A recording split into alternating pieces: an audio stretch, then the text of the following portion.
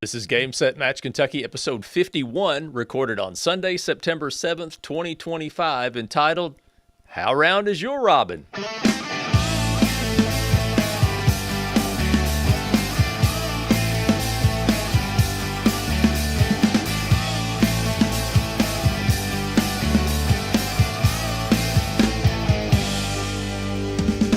Hey everybody, it's time for another episode of Game Set Match Kentucky, where we talk about all things related to tennis in Kentucky, especially the Central Kentucky Tennis Series. I'm Chris Godby, the chairman of the CKTS, where the lines are good, sandbagging is for golf, and pickleball is for people who have given up. Am I right, Chad? Yeah, or people who want to get hurt. I've run into a couple people lately who have been playing pickleball and they've injured themselves. So even tennis players who go play that activity, that hobby, can find themselves getting hurt. What are they doing? Like twisting an ankle or something? One was a wrist. I think one was a wrist. I think the other might have, done some damage to their knee, if I remember correctly. Okay, so there's wrist involved in pickleball. Yeah, I wouldn't know. Oh yeah, there's so much slapping. I'll just call it slapping. So much slapping in pickleball. Okay. Oh, lots of slapping and lots of pickling. Okay. Yeah. And lots of clickety clack, I hear, from what I understand. Well, here I am in Russell Springs in my home office. Chad is in his work office at Studio D in Bowling Green, and it's always good to talk to you all about what's going on with tennis in Kentucky and what's going on with the Central Kentucky Tennis Series. So today, on this edition of Game Set Match Kentucky, we've got point standings again. Wow. How did this happen? Wow. 3 shows in a row. It's what happens when somebody's not renovating their house during the season, right? That's exactly right. That's an excellent point. When someone's not renovating their home, they have a little bit more time to keep up with the spreadsheet of all the point standings. So we've got more point standings today, and we've got some tennis news and announcements, a whole lot more stuff that you never asked for. But we'll start with the most recent tournament we just had on the CKTS Tour, and that is the Glasgow Open. This tournament was on August 30th and 31st in Glasgow, Kentucky, obviously. The weather was perfect. It was picturesque weather, I guess you could say, and smooth from what I saw. And they wrapped up early on Sunday afternoon, and we've got the results for you right now. And I'll let Chad start with the junior divisions. All right, so let's go to boys 12 and under singles. It's Aaron Chang defeating Alok Chaudhry 6-3 and 6-1. In boys 14 and under singles, it was Sawyer Kurtz defeating Roger Pierce 6-1, 7-6, and 7-4 in that tiebreaker. In boys 16 and under singles, Thomas Chandler defeats Jacob Allen 6-0 and 6-0. In boys 18 and under singles, Thomas Chandler defeated Shepard Kurtz in the final 6-1, 6-2. Was no girls 12 and under singles. There was a girls 14 and under singles. It was a round robin. Ava Wise was the winner. She went 2-0. Kate Donovan was second, and June Cruz finished third. In the final of the girls 16 and under singles, it was Andrea Herrera defeating Madison Law 6-1, 6-1. And Andrea Herrera also won the girls 18 and under singles, defeating Claire Riney 6-1, 3-6, and then 10-6 in the tiebreaker. Now let's go back here. Did you say the boys 16 and under winner was Thomas Chandler? The boys 18 and under champion was also Thomas Chandler. And so we had the boys and girls champions in the 16 and 18s for both boys and girls. I can't remember that happening too many times. Yeah, I would have to dig way back into the archives to find a result like that. So yeah. We'd have to hire a statistician to know that off the top of our heads. Yeah, we don't have one of those. So all right, so that was girls 18 singles, right? Yep. And so boys 18 and under doubles, we have a round robin here. And in first place in that round robin was Jack McCubbins and Coleman Greathouse. They won both of their matches. The second place team was Shepherd Kurtz and Sawyer Kurtz. Girls 18 and under doubles was Merity and Madison Law defeating Lauren Neville and Addison McFall 6-love and 6-3. There was no mixed 18 and under doubles, so I'm going to jump on into the adult divisions and go to men's open singles, where Noah Bennett is the champion of the Glasgow Open men's open singles, defeating Gavin Morgan 1-6, 6-4, and 12-10. That's a pretty tight tiebreaker. Men's C singles saw Steve Parsons defeat Larry Kohler 6-4, 2-6, and 10-7 in the super tiebreak. And in men's B singles, Evan Brown is the champion, defeating Chase Cloyd 6-3, 7-6 with a 7-4 second set tiebreaker. Men's 40 and over singles was a round robin, and Jackson Grover was the winner. He went 2-0. Gaku Mitsumatsu was second, and Carlos Herrera was third. And we'll get to that a little bit later in the points. But again, it's been Jackson Grover and Gaku Mitsumatsu all summer long. And this one went to a tiebreaker as well. If you'll remember, in the Puppets tournament, it was Mitsumatsu winning in a third set tiebreaker 10-8. Right. And this one, it's Grover winning in the super tiebreaker 10-8. So I would actually like to watch one of these matches. It seemed to be I'm either not there when it's happening or I'm playing while it's happening, but I would really like to watch. I would really like to watch one of those. It's been quite a rivalry in the CKTS between those two this summer. Well, this tournament did have a women's open singles division. It was just a final, but we have Erin Riney winning that one over Taryn Deckard 7-5, 6-3. There was no women's B singles, though. There was also no men's open doubles, nor men's C doubles. Wow. So our next division is the men's B doubles, and it was Scott and Jude Tabor defeating Clinton and Ethan Kiddick 3-6, 6-3, 10-5 in the tiebreak. A little bit of an interesting situation in men's 40 and over doubles. This was a round robin, and we're going to be talking about round robins later. This was one of those rare round robins where it was a three-way tie. The first match was Tim Perkins and I against Bill Flickinger and Darren Polston. And after being down 4-1 in the first set, we somehow came back and won that match. So, all right, so we were at 1-0, and then Tim was injured, and Tim withdrew from what would have been the third match of the round robin. And so we end up in last place because of that default. So the champions of that division, to make a long story short, are Bill Flickinger and Darren Polston, their first place position. And when we get a little bit later in the show, we're going to talk about how they got first place position despite losing their first match. In women's open doubles, it was Aaron and Claire Riney defeating Amber Brown and Trina Rickard 6-2 and 6-2. There was no women's B doubles. Let's go to mixed open doubles, where the hometown team, the father and daughter team of Jarrett McFall and Addison McFall, defeat Alexis Hales and Jackson Grover 6-4, 6-3. It's two in a row for them because they won the Puppets in the mixed open as well. That's right. That's right. And then in mixed B doubles, it was Alexis Hales and Chase Cloyd defeating Evan Brown and Amber Brown 6-1, 4-6, and 10-6 in the super tiebreak. So that's a look at the results of the 2025 Glasgow Open. Coming up next, how did these results affect the standings? We'll find out right after this word from Vision Cabinet Source in Campbellsville, Kentucky.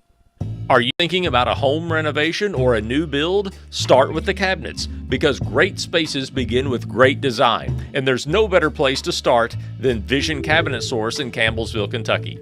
Vision Cabinet Source delivers premium cabinetry backed by a 17-step finishing process, ensuring top quality craftsmanship that looks beautiful and lasts for years. From kitchens to bathrooms to office spaces, their wide selection of styles and finishes means you'll find the perfect fit, whatever your vision. And it's not just for locals. They ship nationwide, so no matter where you are in the U.S., you can get high-quality cabinets delivered right to your door. Whether you're a homeowner, builder, or contractor, Vision Cabinet Source makes it easy to get the look you want at a price that makes sense. Visit visioncabinet.com or call 270-465-3222 to get started. That's Vision Cabinet Source, where your vision becomes reality. Okay, so now it's time to take a look at those point standings. These are all the way up to date. They're already on the website at CKTStour.com. Right now, they've actually been posted a few days ago, quietly. Didn't make an announcement about it, just quietly posted them and went on. This, by the way, Chad, I'll just say this. I don't know if nobody's looking at the points or if there are just no mistakes, but no one has reported any mistakes in the point standings. And there's always mistakes in there somewhere, but no one has said anything. So, before we get into the points, you mentioned that we are recording this on Sunday, September 7th. You didn't say that we're recording it as the men's final is being played, though. So but we already know how that's going to come out. Do you have it on? Do you have it on the background? No, but TV's right there, but I don't have it on right now. Okay. Have they started? Actually, it's 4 p.m. Central Time as we. It's in the fourth. It's in the fourth set already. I was thinking this match wasn't coming on until like 5 p.m. Started at 1:30, I think. I thought that they played. I thought that they did it like after the first set of football games. Is what? Well, it's on ABC now. Oh yeah, that's right. That's right. It's not on CBS anymore. They used to do an early CBS NFL game, and then they do the US Open afterwards. Well, that shows how well I've kept up with it lately. But so it's in the fourth. I'm going to say that Alcaraz is up 2-1. Alcaraz is up 2-1, and he's up 5-3. So he just held for 5-3. So so this match may end while we're taping. We'll probably have a champion by the time we get through the point standings. Is my guess. I'm glad I didn't say what I almost said, which was nobody's beating Sinner. Yeah. All right, let's get into the points. Right. All right. So let me bring those up here. All right, we'll go ahead. You go ahead. We'll start with men's open singles. Open singles. If you remember just a few short minutes ago, you heard that Gavin Morgan lost in the final of the Glasgow Open, but that pulls him into a tie with Young Jun Woo at 9 points with one tournament remaining. They are 1 point ahead of George Hopkins, who currently sits at third but has not played since he won the Miller Park Tennis Classic and the Sidney Cassidy Memorial in back-to-back weeks. So that one will come down to the final tournament. All right. And, all the way through fourth, all the way through those top four positions. I mean, it depends on who plays at the Russell County tournament next week, but it can go a number of different ways. All right, men's B singles. Right now, Evan Brown is tied for first place. I'm straining a little bit. I'm sorry, because it's my monitor is kind of far away from me that has the points on it. Evan Brown and Chase Cloyd are tied right now with 13 points apiece, followed by Mason Young in third place with 10. It's a big win for Evan in Glasgow. He had lost in the final of 3 tournaments and beat Chase in the final to tie that at 13. So I would think both of them are going to be playing in Russell Springs next weekend. I think there's a good chance they will. Men's C singles, Steve Parsons won the Glasgow Open. He pulls ahead of Larry Kohler, who he beat in the final, now has a 2.5 point lead. With 15 points, Larry Kohler is second at 12.5. Yeah, it's going to come down to one of those two, but it's going to have to go a certain way for Larry. He's going to need Steve Parsons to lose early is about Lose the only early or not minute. play. But I think Correct. Steve has registered. I have seen some of the registrations, and I think Stephen Parsons has registered already. So we'll see. Here's that one we've talked about. Yeah, there's the half a point separates Jackson Grover and Gaku Mitsumatsu, 21 to 20 and a half points right now heading into the final tournament, of which I don't know if either one has signed up yet, but I wouldn't be surprised. I mean, Mitsumatsu has played all 7 of the first 7 tournaments so far, and Jackson only had to miss one, and so I expect them both. We'll see. I know Jackson told me he was playing, so I don't know if he's registered, but well, that's something. So that's 1, 2, 3, 4, 5 tournaments. Now this last one was a round robin, so it's not truly a final, but 5 times this year they've finished 1-2 Right. in that division. That's pretty impressive. Boys 18 and under singles, Shepard Kurtz leads Jack McCubbins 11.5 to 9. So he has a 2.5 point lead in that division. In boys 16 and under singles, there is a half-point lead separating Garrett Rouse and Micah Goodwin, 8.5 to 8, followed by 3 guys that have 7 points. In boys 14 and under singles, Roger Pierce has pulled away a little bit, but Sawyer Kurtz won in Glasgow to keep it close enough. Roger Pierce at 17.5, Sawyer Kurtz at 13. So those are the only 2 in contention at this point in time.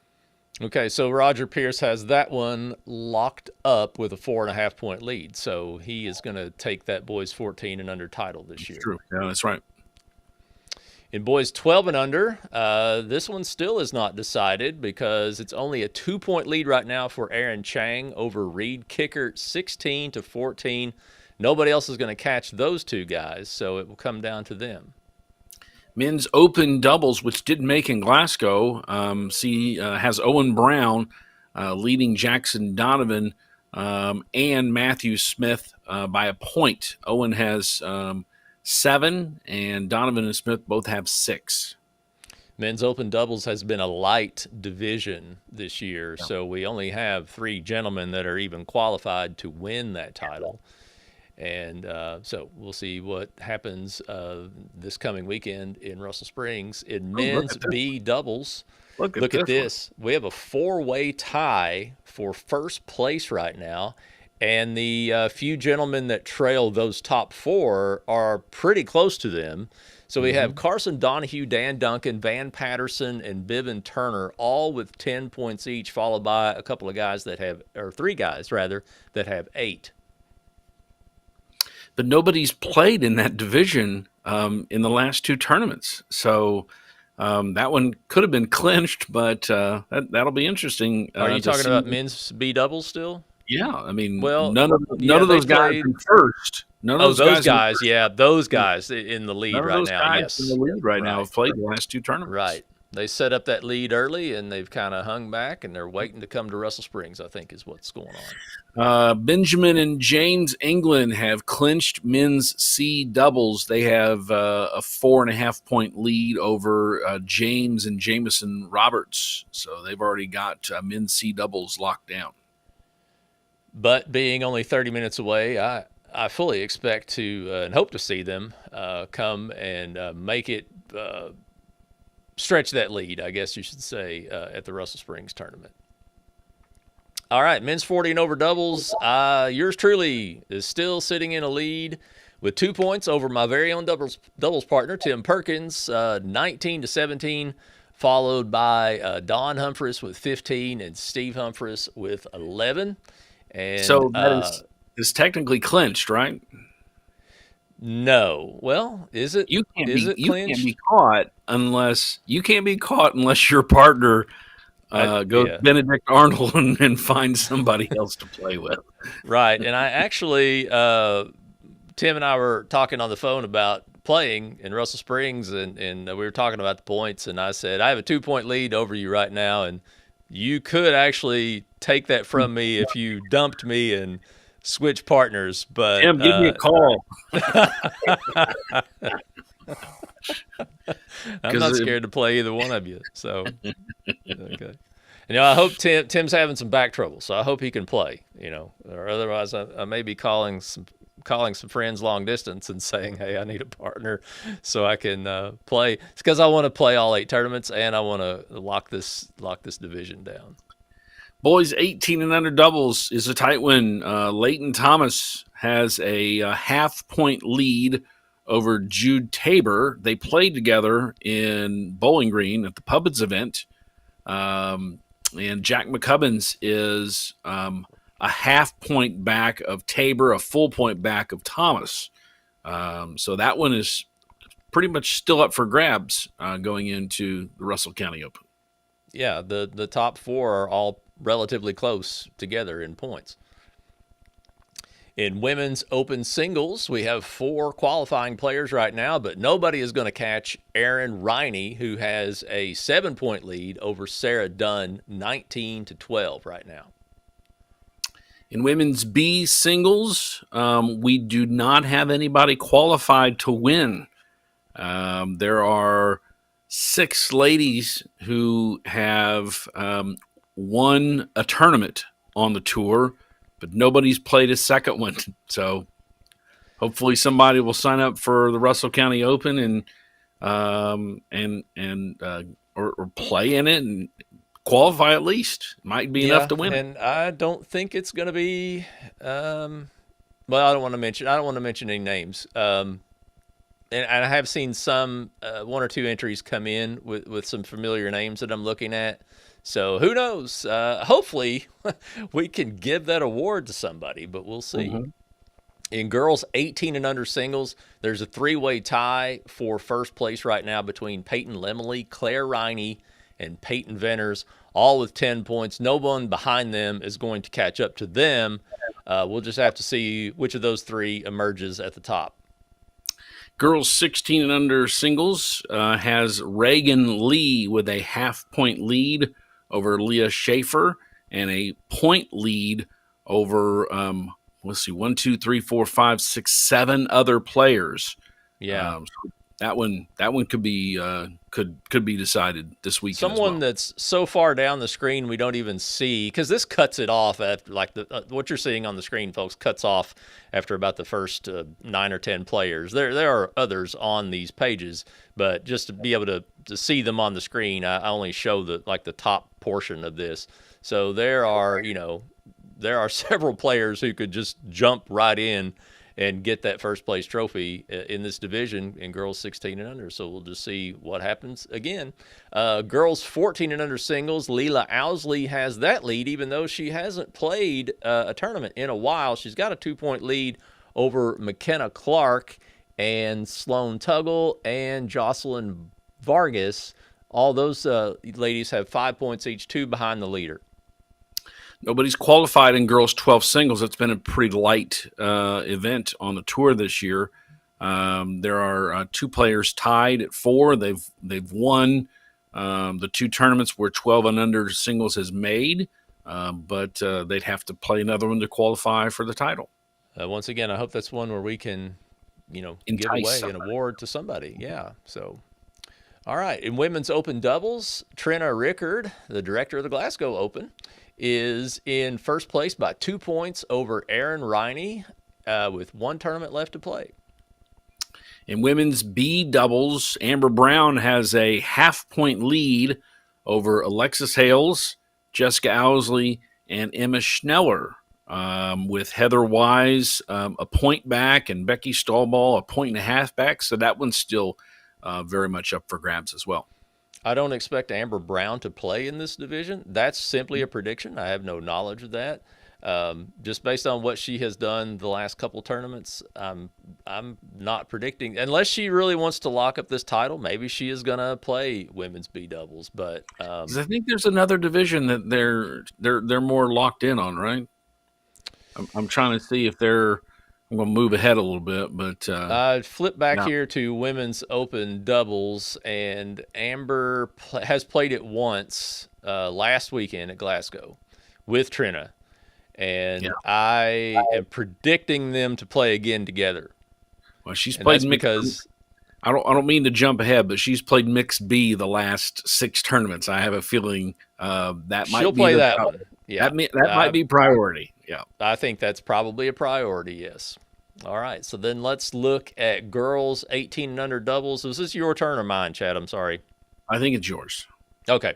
Girls 18 and under doubles. Peyton Lemley is the leader right now with 10 points, but Allie Bird and Leela Owsley are close behind her with 8.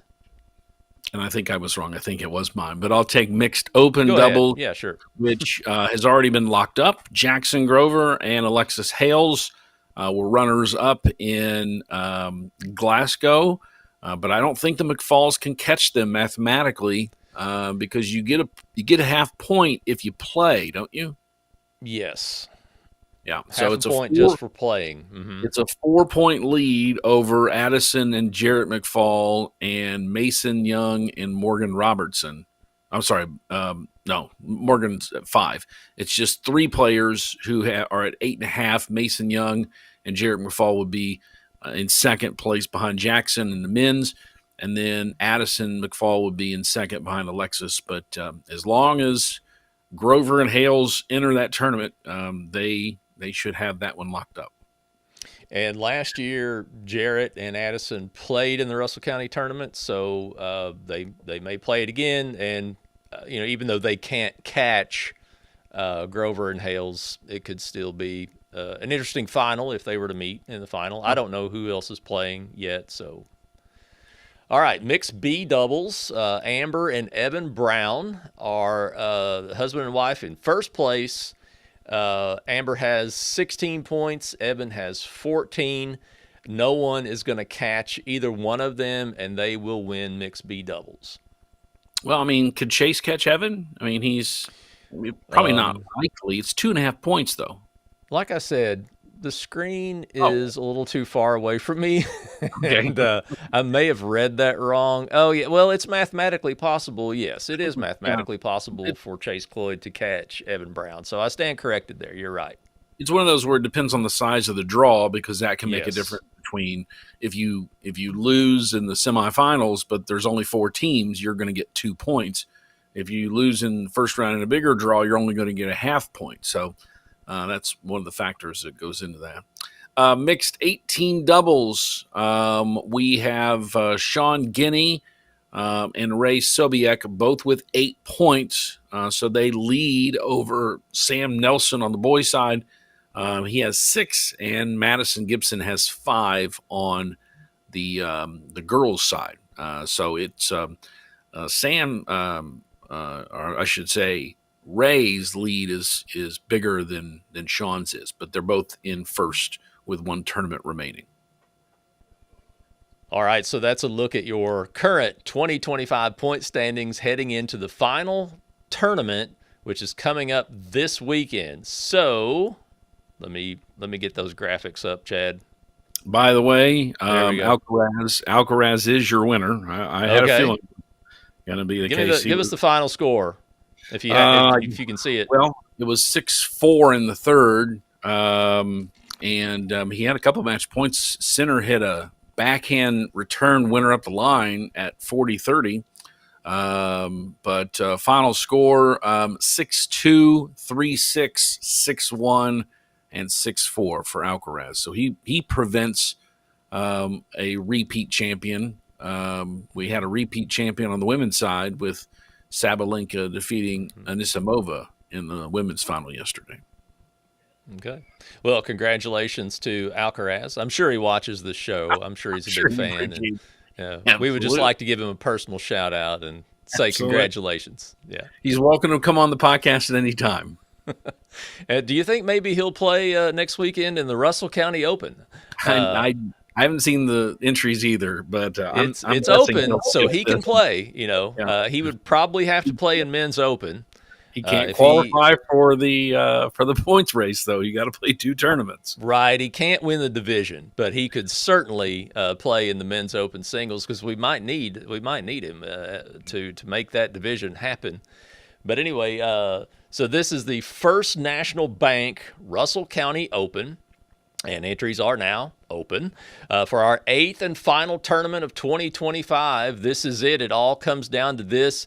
This is a tournament that was once upon a time known as the Laker Classic Open, and it was one of the original 4 CKTS tournaments for about 5 years.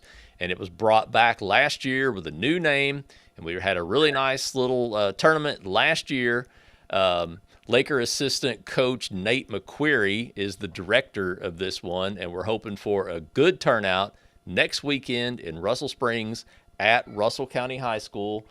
You know, I wasn't able to make it over last year. I don't know that I'll be able to make it this year either, because September is a pretty busy month, and I hope that's not the issue for a lot of folks that can't make it over. But yeah, I mean, new courts at Russell County last year, right? So, you know, they got great facilities.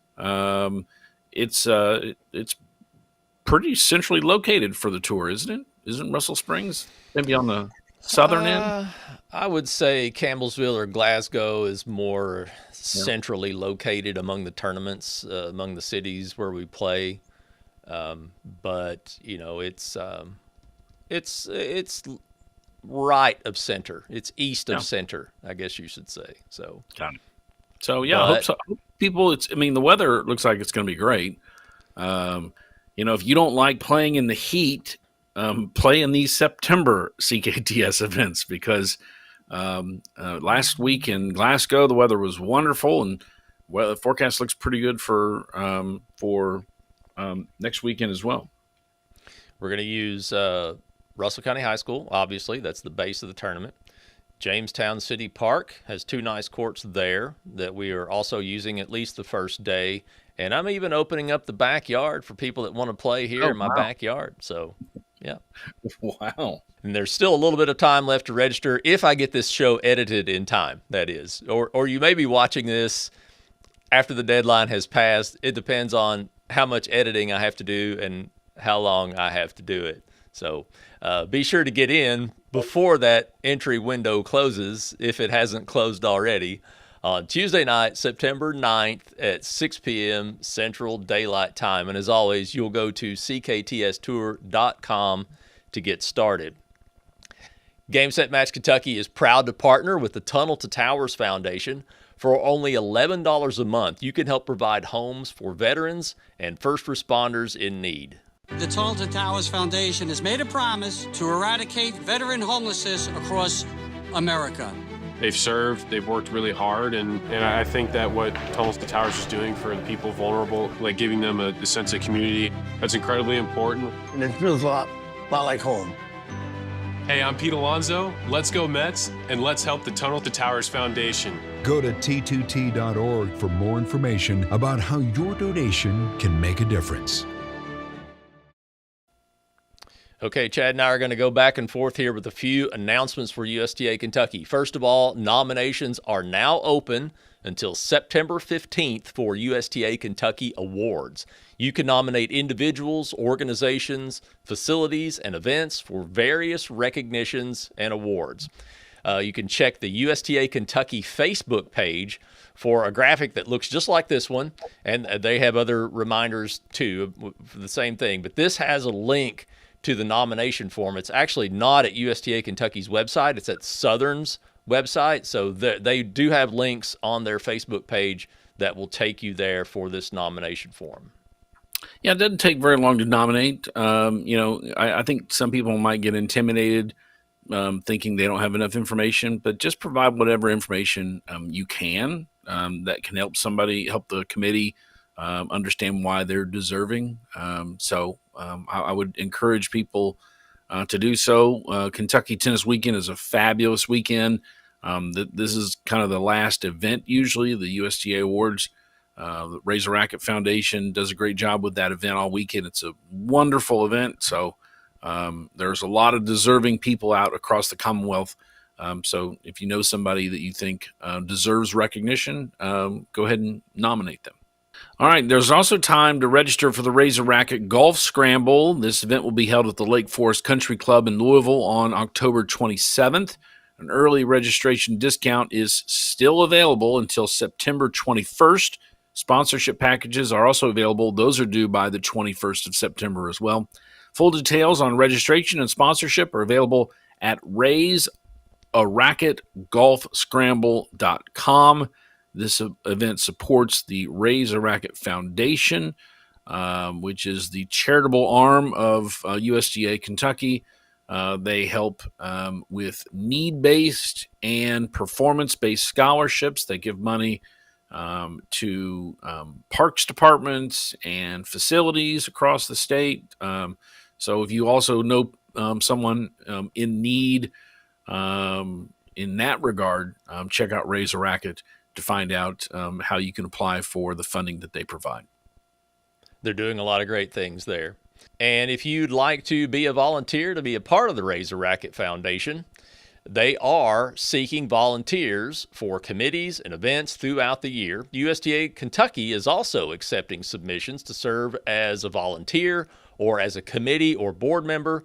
Just visit USTAKY.com and look for volunteer opportunities under the About section of their website. Owensboro Parks and Recreation will have fall tennis clinics for youth and adults beginning on September 16th. Running for 6 weeks at Moreland Park. No experience is needed. Rackets can be provided for those that need them, and family discounts are also available. This is a great opportunity to learn the game of tennis and have some fun this fall in Owensboro. Finally, we'd like to extend our congratulations to the 3 new inductees to the Kentucky Tennis Hall of Fame. Andrew Varga, Brian Martin, and Terry Bennell will be formally inducted into the Hall of Fame on Friday, February 6th, 2026. Congratulations to all 3. Yeah, especially to Terry, who has been a big part of the tennis scene in Barron County. Has run the Weldon for several years. The People's Bank is the sponsor of the Mr. and Miss Kentucky Tennis Award.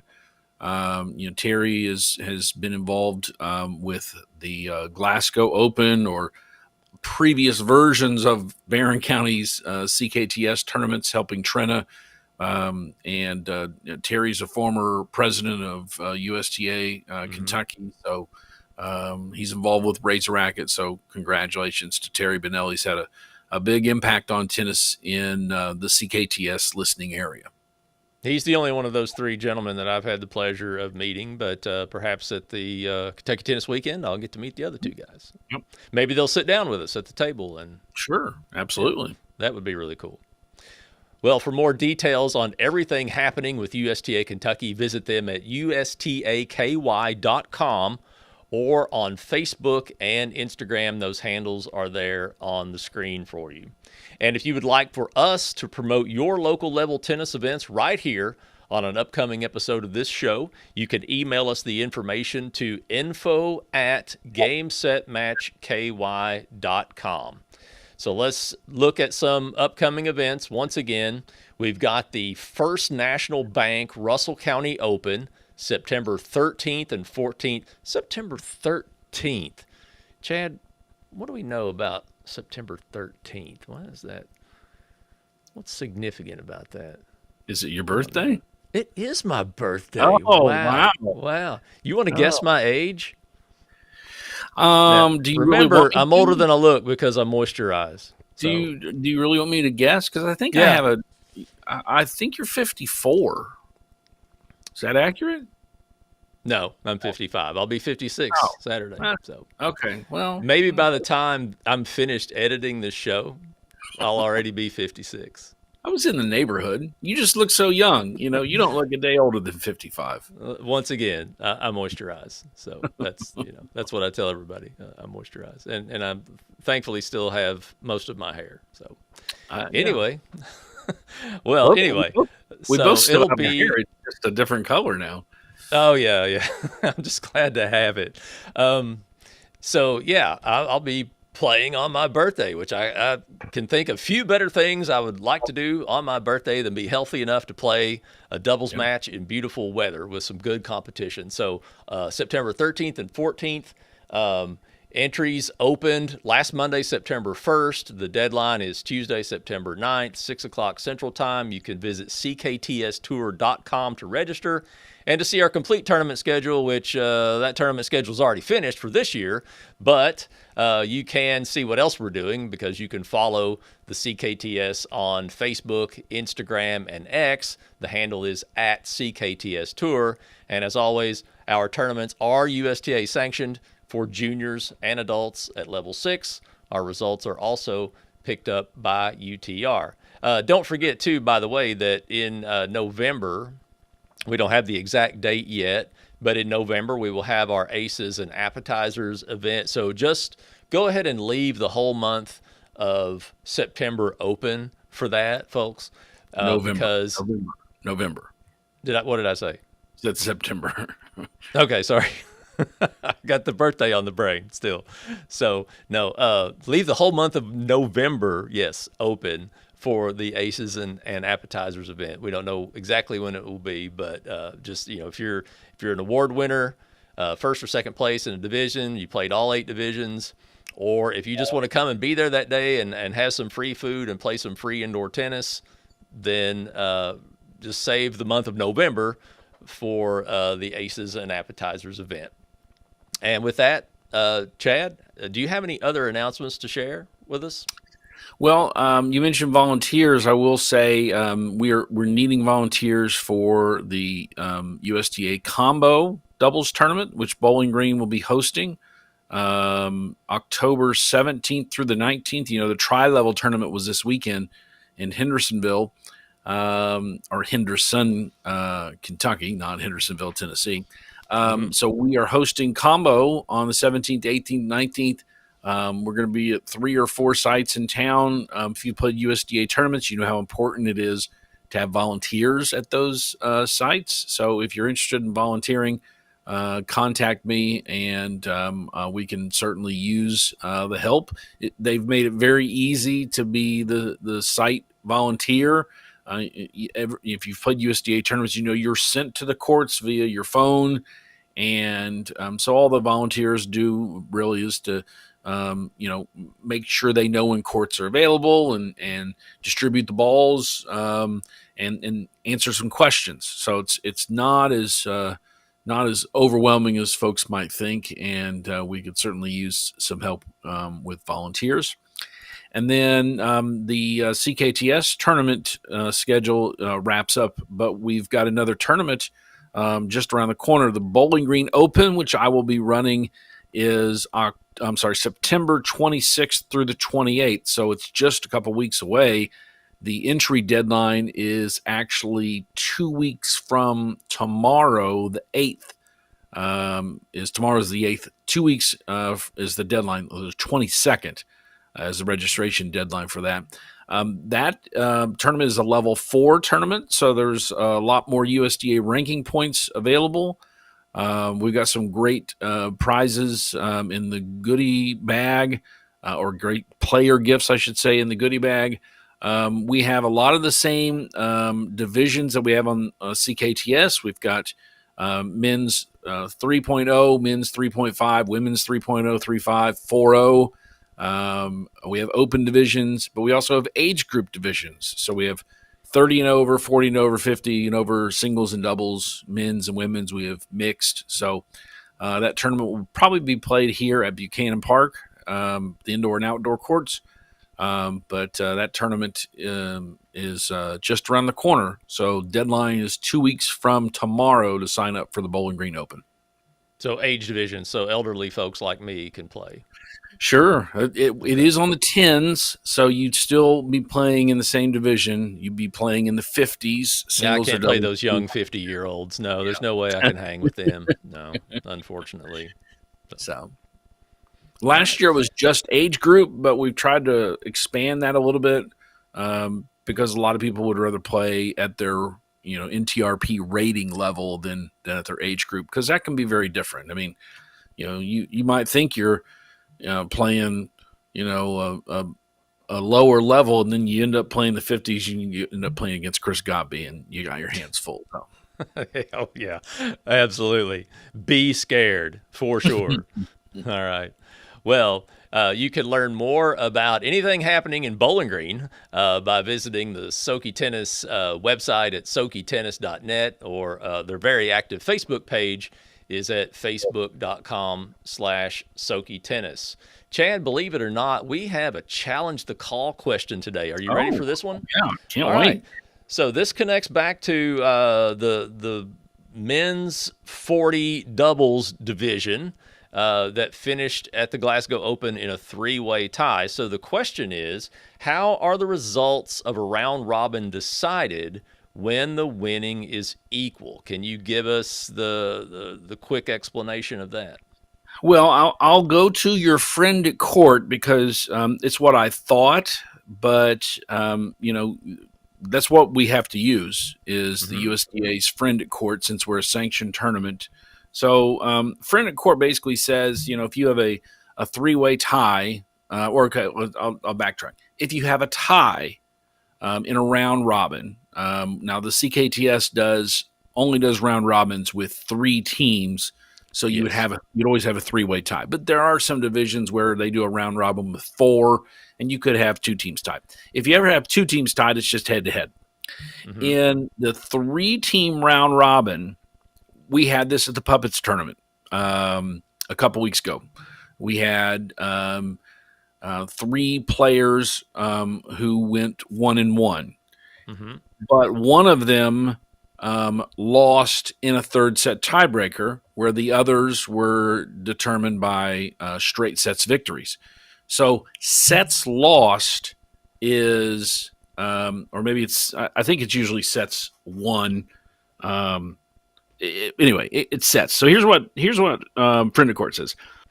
If 3 or more players are tied, the referee shall use the following steps. Will break the tie given these steps: head-to-head, win-loss, which really doesn't apply. The player with the highest percentage of sets won of all sets completed. So if you go back to the Glasgow Open, Bill Flickinger, Darren Polston, they went 1-1. They were the only ones that played all their sets, and they went 2-2. Steve and Don Humphreys, they won their match by default, but that is not scored.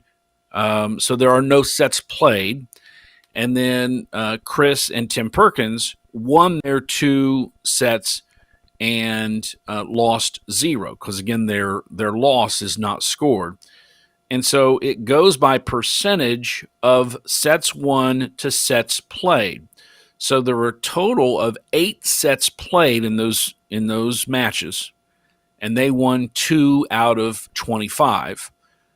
So did Chris and Tim. But it also says, when breaking a tie, only completed sets counts as sets won, and only completed games count as games won. A player who has defaulted for any reason other than lateness shall not play in subsequent matches and may not be declared the winner of the round robin. A player who has defaulted, retired, or creates a walkover shall finish lower than every player who has an identical match record. So with that said, Chris and Tim, because they defaulted, had to go to the bottom. Yes. And then it goes to head-to-head. And so because Bill and Darren beat Don and Steve, they won the division by going by winning that head-to-head. They also would have won by sets because sets is the next determiner. And then it's games and so on and so forth. So it actually goes highest percentage of sets, and then it goes highest percentage of games and so on and so forth. But there's a whole system of how to break it down. But what we had, the computer did it. We just had to understand what the computer did. Right. Yeah. If you I are was the going to team, mention that Serve Tennis does it for you. The if software you're does the it for you. team- But if there's a tie and you're the team that created a win by default or a walkover, you're automatically last. That puts you last, and then it goes head-to-head, and then sets one percentage of sets and won, percentage, and then percentage of games won. Okay. Correct. So I wonder if there's a way it can be tied even further than that. Like, what if his percentage of games won is the same? I'm sure that's possible. Percentage of games won. It says head-to-head win-loss record in matches involving the players who remain tied. Player with the highest percentage of sets won, of sets completed. Head-to-head win-loss record in matches involving the players who remain tied. The player with the highest percentage of games won. And then you can eventually just get down to a coin flip. So, Oh, really? Actually, it actually says that coin flip. Wow. Well, it says if the referee has applied all the steps and a tie cannot be broken, the referee shall use a random drawing among the remaining tied players to determine their order to finish. So oh wow, that would be brutal. Yeah, I'd say go back out there for one more super tiebreaker. I think first serve in. All right. Well, that takes care of it, maybe, or does it? How round is your robin? It's pretty round in this case. So, anyway, well, thank you for that challenge the call question. And if anyone else has one, you could email us at challenge@gamesetmatchky.com. We always love digging into these. That's going to serve out, though, this edition of Game Set Match Kentucky. I'd love to thank everyone for watching and listening. As always, you can subscribe with any podcast app on your mobile device. And in that device, you can also give us a 5-star rating and leave us a short review. Our website is gamesetmatchky.com. And you can follow this show on Facebook, Instagram, YouTube, and X at the handle @GameSetMatchKY. Chad is on X at @ChadYoungTennis, and I am on X at Chris Godby. Once again, we'd like to thank our sponsor, Vision Cabinet Source. And this is one thing I miss at the U.S. Open is the drama of these replays. It's all AI and robots and everything, but still, we're out. Hawkeye still says we're out. So, anyway, I am Chris Godby with Chad Young, and this has been Game Set Match Kentucky.